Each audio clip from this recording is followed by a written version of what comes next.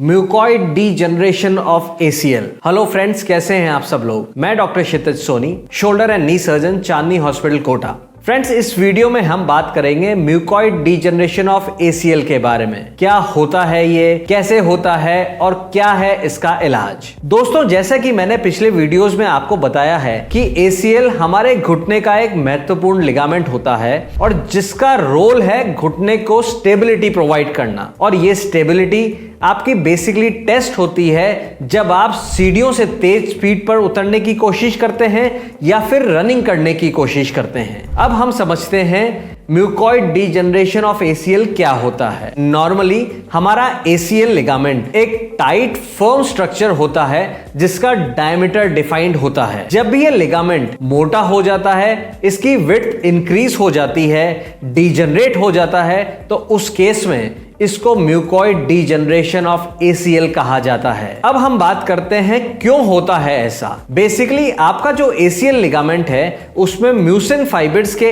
Infiltration की वजह से ऐसा हो जाता है। म्यूसिन फाइबर्स एक तरह के ग्लाइकोअमिनोग्लाइकेंस होते हैं। ये बेसिकली आपके लिगामेंट को वीक बना देते हैं और उसको मोटा कर देते हैं। अब हम बात करते हैं इसके सिम्टम्स की बारे में। तो फ्रेंड्स, सिम्टम्स की बात करें, लिगामेंट डीजनरेट हो जाता है तो इस केस में कभी भी आपको इंस्टेबिलिटी फील नहीं होती है। पेशेंट को कभी भी घुटने में लचक फील नहीं होती है क्योंकि लिगामेंट डीजनरेट हुआ है, लिगामेंट टूटा नहीं है, लिगामेंट अपनी जगह पे इंटैक्ट रहता है। घुटने में पेन बना रहता है, घुटना भारी भारी फील होता है और एडवांस स्टेज में मूवमेंट्स भी रेस्ट्रिक्ट होने लगते हैं। दोस्तों, कई बार क्या होता है, म्यूकॉइड डीजनरेशन के केस में हमारे लिगामेंट के अंदर एक सिस्ट भी बनने लगता है। अब ये सिस्ट आगे की तरफ है लिगामेंट के, तो ये आपके घुटने को सीधा नहीं होने देगा। आपको घुटना सीधा करने में पेन फील होगा, जिसको हम मेडिकल भाषा में FFD भी कहते हैं। मतलब पेशेंट जब चलने की कोशिश करता है तो उसका पैर सीधा नहीं होता है, उसका पैर आगे से मुड़ा हुआ रहता है,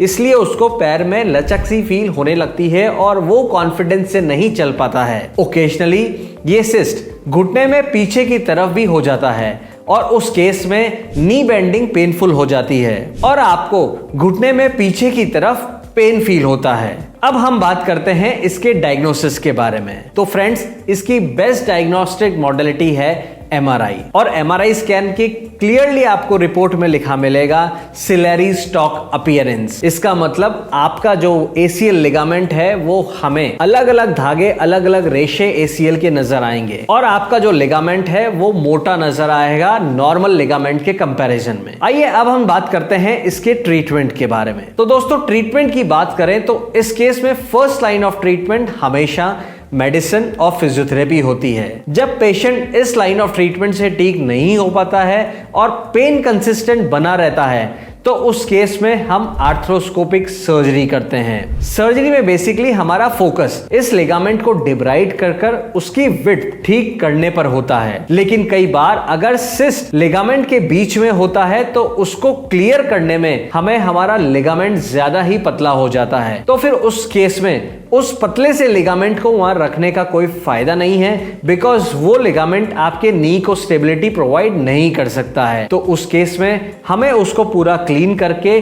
और आपको वहां पर नया लिगामेंट रिकंस्ट्रक्ट करके लगाना होता है। लेकिन ये डिसीजन हमारा इंट्रा ऑपरेटिव डिसीजन है जिसको हम पहले डिसाइड नहीं कर सकते। जब हम स्कोप के थ्रू अंदर जाते हैं तो वहीं पर हमें देख के ये डिसीजन लेना पड़ता है, क्या हम इस लिगामेंट को बचाकर आपके नी को स्टेबिलिटी प्रोवाइड कर पाएंगे या फिर हमें नए लिगामेंट की जरूरत है। लेकिन सबसे इंपॉर्टेंट चीज मैं आपको बता दूं, ये प्रॉब्लम एक क्यूरेबल प्रॉब्लम है। जो मेरे पास पेशेंट आते हैं इस तरह की रिपोर्ट को लेकर, वो डरे हुए होते हैं, वो घबराए हुए होते हैं, क्या वो वापस से ठीक हो पाएंगे, क्या वो उनका घुटना ठीक हो पाएगा। बिकॉज इसके अंदर जो पेन बना हुआ रहता है वो एक कांस्टेंट पेन है, आपको हर समय फील होता है। लेकिन दोस्तों, घबराने की जरूरत नहीं है, ये एक क्यूरेबल प्रॉब्लम है। तो दोस्तों, ये थी सारी जानकारी म्यूकॉइड डीजनरेशन के बारे में। ऐसे ही और वीडियोस के लिए आप हमारे चैनल को सब्सक्राइब करें। वीडियो पसंद आया तो वीडियो को लाइक करें और अगर आपके भी इस तरह की कोई प्रॉब्लम है तो आप हमें नीचे दिए गए नंबर्स पर कांटेक्ट कर सकते हैं।